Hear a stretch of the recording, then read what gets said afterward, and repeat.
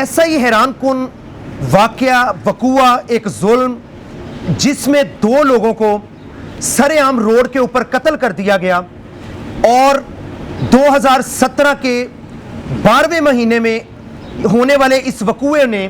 मुगलपुरा के इलाके में तहलका मचा दिया, सनसनीखेजी मचा दी। हैरान कुन बात यह है कि रात के 1:15 बजे 16/12/2017 को मुगलपुरा की हदूद में एक शख्स क्लेम करता है कि मैं मदई हूं इस मुकदमे का और मेरा भाई और उसका दोस्त अली रजा, जो रात के 11:15 बजे पान की दुकान से पान लेने के लिए गए, लेकिन वो अभी दुकान पर पहुंचने ही वाले थे, उससे पहले ही सरेआम कुछ अफराद, नामालूम अफराद ने फायरिंग करके उनको कत्ल कर दिया। फायरिंग करके कत्ल करने के इस वाक़े पर नामालूम अफराद के खिलाफ मुकदमा दर्ज करवा दिया गया। हैरान कुन बात यह थी कि उस FIR में कोई भी बंदा मदई के अलावा गवाह नहीं था और कोई भी बंदा FIR के अंदर इस बात को जस्टिफाई करने के लिए और इस बात की एविडेंस देने को तैयार नहीं था कि हमने ये वकूआ खुद अपनी आंखों से देखा है। इस वकूए के बाद ततीमा बयान, जिसको सप्लीमेंट्री स्टेटमेंट कहते हैं, उसके जरिए कुछ मुख्तलिफ अफराद को जिनके मुख्तलिफ नाम हैं उनको नॉमिनेट किया गया और 12 लोगों को इसमें नॉमिनेट कर दिया गया, जिसमें शान, जिसमें असद और कई इस तरह 12 नेम जिसको कि मैं आपके सामने जिक्र कर रहा हूं, मुख्तलिफ रोल्स के साथ उनको नॉमिनेट कर दिया गया। उनमें से 4 लोगों को मेन रोल दे दिए गए और यह कहा गया कि ये वो लोग हैं जिन्होंने सरेआम सड़क के ऊपर फायरिंग करके 2 अफराद को कत्ल कर दिया। हैरान कुन बात यह है कि यही लोग उसके बाद 3 दिन गुजरने के बाद मुख्तलिफ टीवी चैनल्स के ऊपर जो मदई हैं और जिनको बाद में गवाह बनाया गया, अपने मुख्तलिफ बयानात देते हैं और ये क्लेम करते हैं कि ये जो 2 गवाह अब हमने क्रिएट किए हैं, इन्होंने इस वकूए को देखा था और फला इसमें लोग थे। लेकिन समा के ऊपर होने वाले इंटरव्यू के बाद इनको ततीमा बयान में नॉमिनेट किया गया, जिसने ये सवालों को क्रिएट कर दिया कि अगर आप लोगों को पहले से इनके नामों को पता चल चुका था तो आपने अपने इंटरव्यूज के दौरान अगर उनके नाम लिए थे तो आपने उस वक्त तक ततीमा बयान में इनके नाम क्यों नहीं नॉमिनेट किए थे। इन सवालात ने इस बात को जन्म दे दिया कि क्या इस दोहरे कत्ल की होने वाली वारदात और वकूए को अब मदई अपने गवाहों के जरिए, जिनको बिलेटेड स्टेज में बाद में लाकर उन्होंने बतौर गवाह रखा है और ततीमा बयान जो बाद में लाके इन्होंने मैनेज करके सारा किया है, क्या इस तरह के होने वाले वकूए में जो आज एडिशनल सेशन जज साहब इखलाक अहमद साहब की कोर्ट में पेंडिंग है, अपना वकूआ साबित कर पाएंगे? क्या 302 की होने वाली इस वारदात को किसी भी सूरत में, जिसको आपने प्रेमा फशाई नजर आता है कि आफ्टर ड्यू डेलिब्रेशन और कंसल्टेशन और थॉट के बाद, सोच के बाद मुल्जमान को नॉमिनेट किया है, थॉट के बाद आपने गवाहों को क्रिएट किया है, ऐसे होने वाले दोहरे कत्ल में क्या आप उन मरने वालों को, ये मदई और इनके गवाहान, इंसाफ दिलवा सकेंगे? या आप जिस वकूए में डायरेक्ट लोगों को नॉमिनेट नहीं करते या जिस वकूए में डायरेक्ट गवाह नहीं बनाते, ऐसे होने वाले केसेस में इन केसेस का एंड क्या होता है? और जिन मुल्जमान को आप इसमें फंसाते हैं या जिन मुल्जमान को आप इन्वॉल्व करते हैं, नॉमिनेट करते हैं, क्या वो किसी भी सूरत में सजा उनको मिल पाएगी? और इन तमाम चीजों को आपके सामने लाने का हमारा सिर्फ एक ही मकसद है कि हम आपको यह बता सकें कि आप प्लीज जब कोई भी वकूआ हो उसके बाद 12-12 लोगों को नॉमिनेट मत करें। इस वकूए में जो फर्दर डेवलपमेंट हुई, 4 लोगों के अलावा बाकी 8 लोगों को पुलिस ने ही बेगुनाह कर दिया और उन्होंने कहा कि मदई ने मैनेज करके और बाद में जानबूझकर बाकी फैमिली मेंबर्स को इसमें इन्वॉल्व करने की कोशिश की है।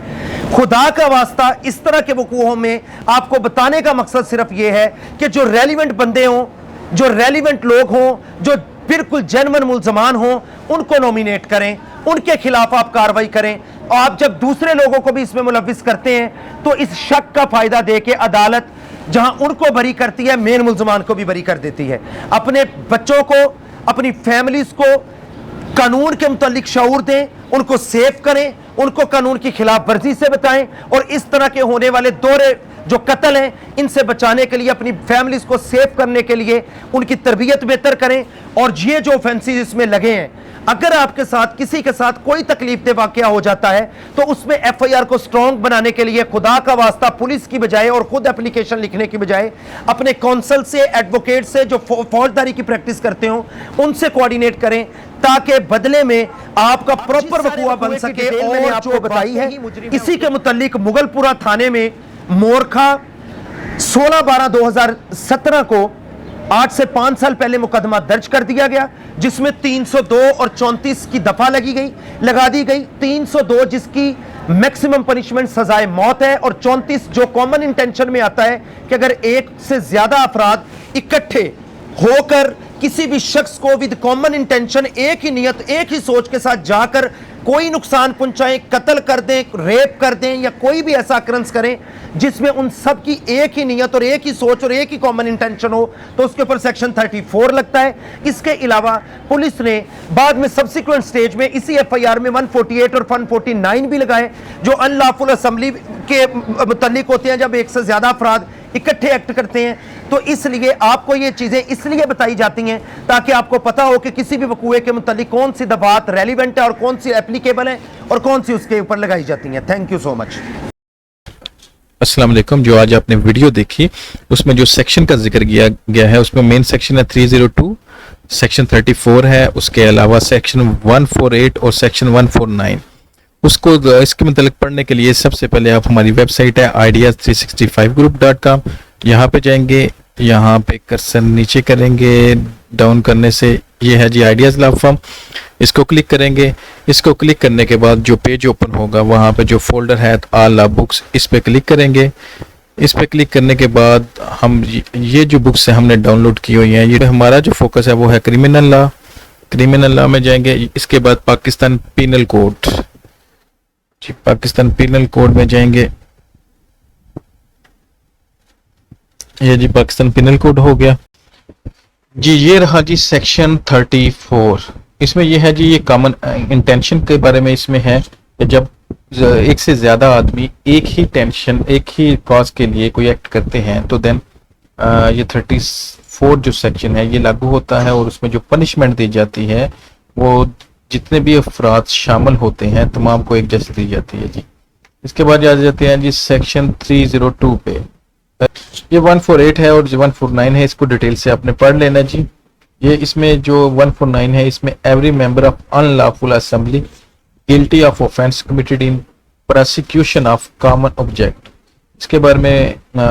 ऑलरेडी आपको बताया जा चुका है जी। इसके बाद हम सीधा चलते हैं जी 302 जी। सेक्शन 302 है, इसको आप डिटेल से ऑलरेडी डिस्कस हो चुका है, इसको आपने डिटेल से पढ़ना हो तो ये